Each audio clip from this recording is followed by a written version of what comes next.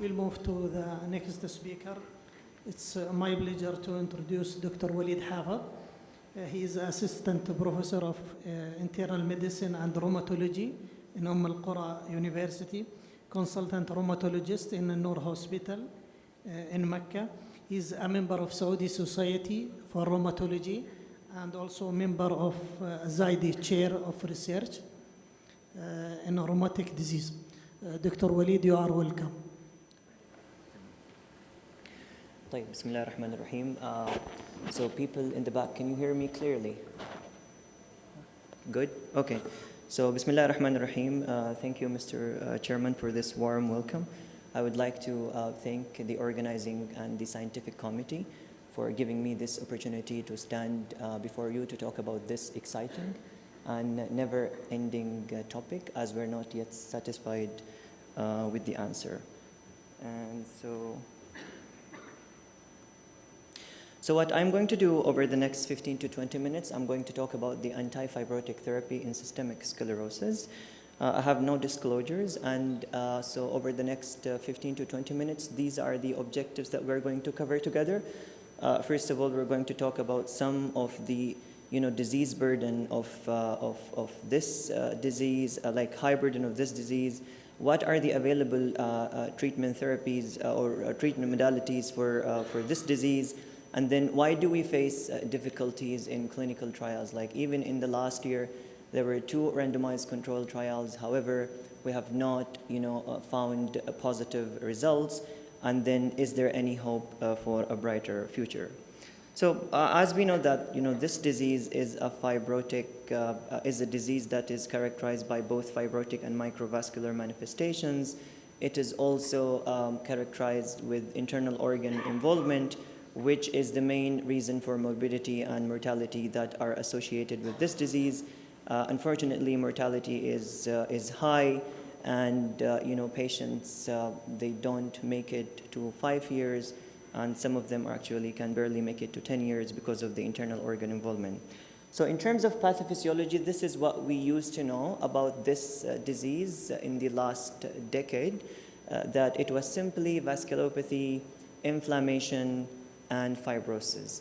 Now, the advances and with more understanding that we have about this disease, this is the pathophysiology in which we can see numerous and complex pathogenic mechanisms with involvement of some of the genetics, some of the signaling molecule pathways, as well as lots of contribution from cytokine and chemokines. So this slide can tell you how complex this disease is, and that's what makes it difficult to target this disease, like with one medication that can treat all these pathogenic mechanisms. Clinically, this pathogenic mechanism actually give us these results. So we end up having fibrosis of the skin, with also fibrosis of the internal organs, mainly lung. And we have been learning more and more that what actually happens in the outer side reflects what also happens in the inside. And there are many other clinical features of this disease, but for the sake of this lecture and because we're focusing on the fibrosis here, I presented to you the clinical features that represent fibrosis. So what are the available disease-modifying agents that we have to treat this disease? Unfortunately, they are limited, and if you review the recommendations from EULAR in 2017, I actually can summarize them in this slide. So methotrexate was actually considered a medication that may be used in the treatment of this disease. This is based on 2 RCTs which showed like borderline efficacy on skin fibrosis. Another medication which is cyclophosphamide, and it was actually labeled as it should be used because this is what we have for now. And the recommendation was based on 2 RCTs, both of which showed significantly, statistically significant result. However, clinical importance was questionable, not to forget like the adverse outcomes and complications that are associated with this medication. Hematopoietic stem cell transplant was also considered one of the recommended treatment modalities, and this is again based on 2 RCTs. But the thing is that mortality is very high. So out of, for example, 10 patients treated with hematopoietic stem cell transplant, 1 actually dies. So this treatment modality should be preserved for rapidly progressive skin sclerosis, systemic sclerosis in patients who are actually at higher risk of organ failure. How about mycophenolate? So we all remember this, SLS2 or scleroderma lung study 2 that was conducted a few years ago. And there were actually promising results that we learned from this study. So comparing this medication, so mycophenolate to cyclophosphamide, it did actually a pretty good job in terms of decreasing or improving the lung fibrosis. So it was able to improve, the forced vital capacity by 2.1 compared to 2.8 in patients who were treated with cyclophosphamide. And it was as good as cyclophosphamide when it comes to improving the skin sclerosis. So it was actually able to decrease the skin score by like 5 scores. What about other treatments? So we have Imuran, and Imuran was studied in several studies, a few of which were actually testing Imuran for an induction treatment for systemic sclerosis. And when it was compared to cyclophosphamide, this medication was actually as good, I would say non-inferior to cyclophosphamide.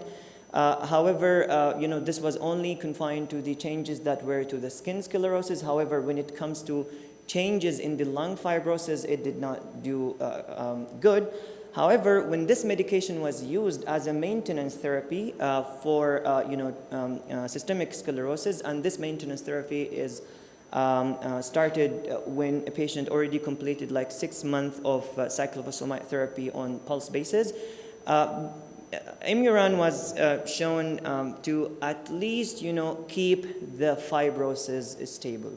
So this is another weapon in our pocket when we face patients with systemic sclerosis that we can sometimes use. It is available in many places, so we can have it like in the back of our head. How about other treatment modalities? So Dr. Al-Umair, he did a study to assess the efficacy of TNF-alpha blockers in the treatment of systemic sclerosis. So as we all know that TNF-alpha blockers work wonderfully for joint symptoms, and this is what actually they found in their study. However, when it comes to the fibrotic features, be it skin or lung, unfortunately this medication was not good, so it was not efficacious. How about rituximab? We have a recent experience. Prof. Al-Muallim, he conducted, he had a case report in which he found that rituximab, worked very well in reducing skin sclerosis as well as lung fibrosis in patients with systemic sclerosis. And this is also supported by, another literature in which, rituximab was shown to be good when it was, compared to the control group in terms of improving skin fibrosis. However, it was not as good as it was expected when it comes to lung fibrosis. So we don't have that medicine that can actually tackle both skin fibrosis as well as lung fibrosis. These were the medications that have been tried so far. And there were numerous clinical trials, and you can see even last, as I mentioned earlier, there were 2 studies, but unfortunately we don't find good results. Most of these studies actually turn out to be negative. So what is this because? Why is this happening? And reviewing the literature, you can find some of the reasons for that. So are we choosing, for example, the wrong drug? Are we, using like imprecise outcome measures, or is it because, we are not selecting patients? Are we selecting patients who are already developing, I would say, burnt out disease? So the thing is that, this disease, as I mentioned, and I showed you in the pathophysiology slide, it's, a complex disease. There are many pathogenetic mechanisms, and it's difficult to target, all these pathogenic mechanisms with one single drug. The other thing is that, and I think all of you have experienced this in your clinical practice, that patients with, systemic sclerosis, they tend to improve down the road. Even if they're not treated. So this is called the natural regression of skin fibrosis, which makes it very difficult to decide whether the improvement in the skin fibrosis is because of the medication or it's because of the disease, natural progression itself. The other interesting thing that I found in the literature is something called the therapeutic window of opportunity, and what is meant by that. Are these patients who are enrolled in this study, are we enrolling them when they have already passed, the stage that, they are like the inflammatory stage? Are we tackling these patients when they already develop like the fibrosis, where these medications, cannot work? So most of the studies that have failed, they usually use a modified Rodnan skin score of 16 to 20, which is considered like, somewhere between moderate to severe, score. There was actually a cohort that, aimed at identifying, what predicts, skin fibrosis. They had 800 patients with diffuse cutaneous systemic sclerosis with a baseline modified Rodnan skin score of 7. They were followed for a year period. And surprisingly, what they found that patients who had low skin score at the beginning, unfortunately, they had actually the worst outcome. So what I want to clarify or make it clear here that most of these studies tackled or recruited patients who already had some sort of fibrosis, and that's why these studies were showing like negative results. So what do we have? Like what is like there in the future for the treatment of skin fibrosis and lung fibrosis in systemic sclerosis? So most of the treatment modalities that we use, for example, cyclophosphamide, methotrexate, and now mycophenolate, they're all like non-specific immunosuppressive agents. The thing is that they are not like targeting any molecules. But now, because we have like more, like druggable molecule, we have more targeted therapies. So hopefully, this breakthrough that happened in this and the discovery can help us, identify and treat patients more effectively. So in terms of the treatment that we have, for example, there is a monoclonal antibody, which is called like frisolimumab, which is known to work as an anti-TGF beta, and it actually targets all isoforms on anti-TGF beta. This medication, experimentally was shown to improve the modified Rodnan skin score, but unfortunately there was no, progression, like there was no extra work in this medication in terms of, assessing this medication in phase 2 or phase 3 clinical trials.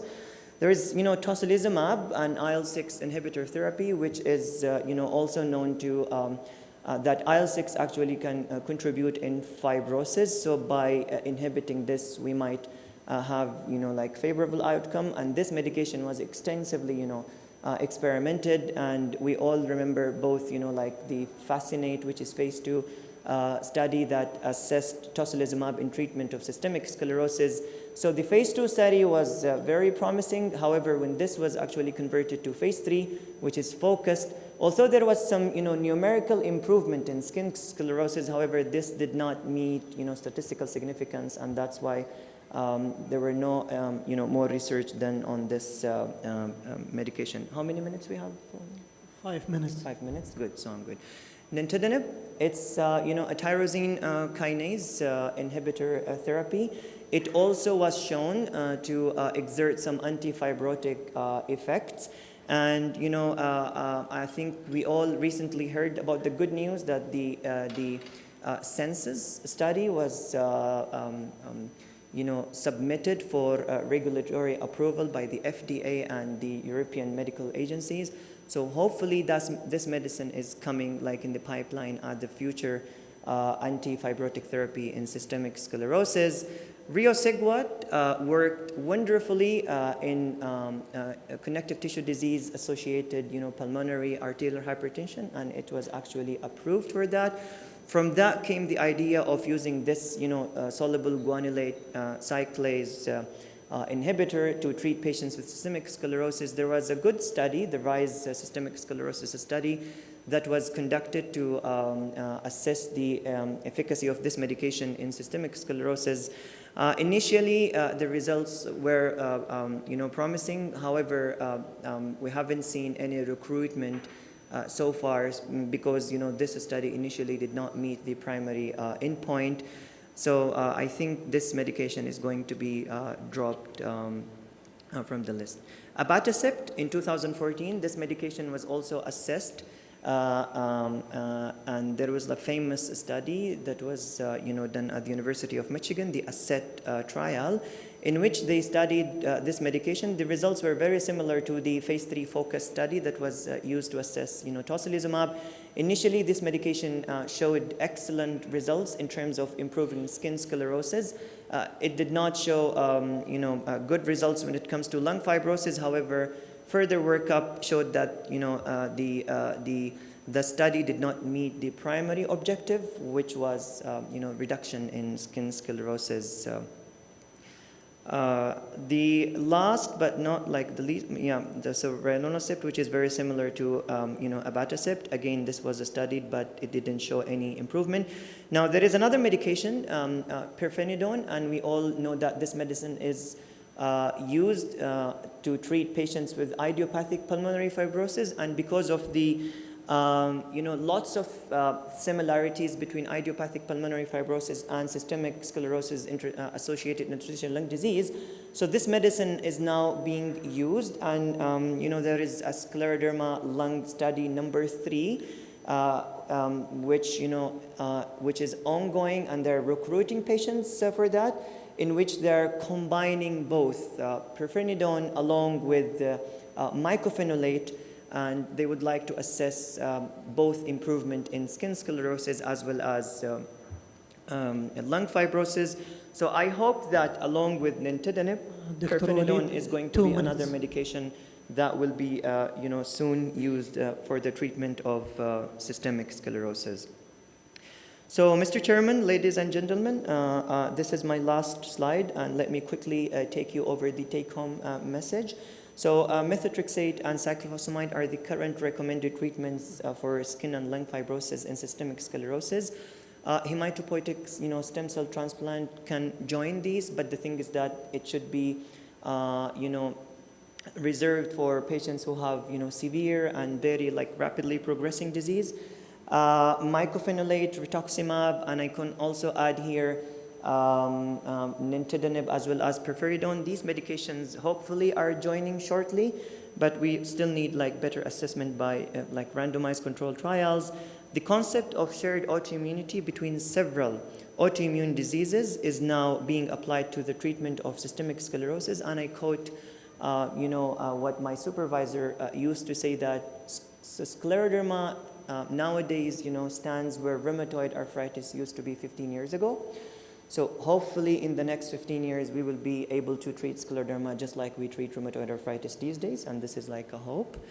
And my last take-home message, that we are able to identify more and more druggable molecules in which we can use these medications to targets, and in the hope that we can treat systemic sclerosis. And hopefully we're living in the exciting era where we are going to have more and more treatment modalities in the future. And thank you so much.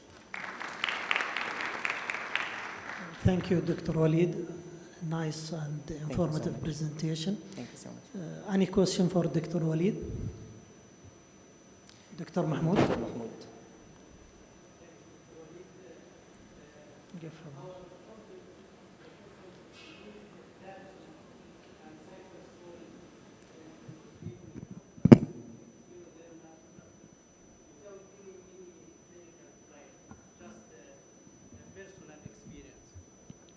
Dapsone and Yes, cyclosporine. yes.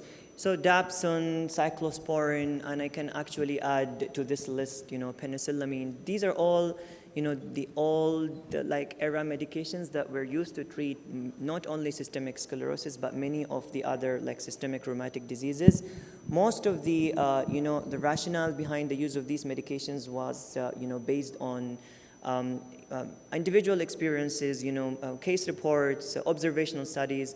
So it will be difficult to answer this question whether or not these medications have any role in the treatment of these diseases unless we have, like randomized controlled trials to better assess these medications. تفضلي دكتورة. Thank you. Just a quick question. Eleanor study, it's interesting showing these results, but we all know that the response in scleroderma depends on the duration of disease. So, Definitely. yeah, so usually at the early onset of the disease, a lot of medication can be used.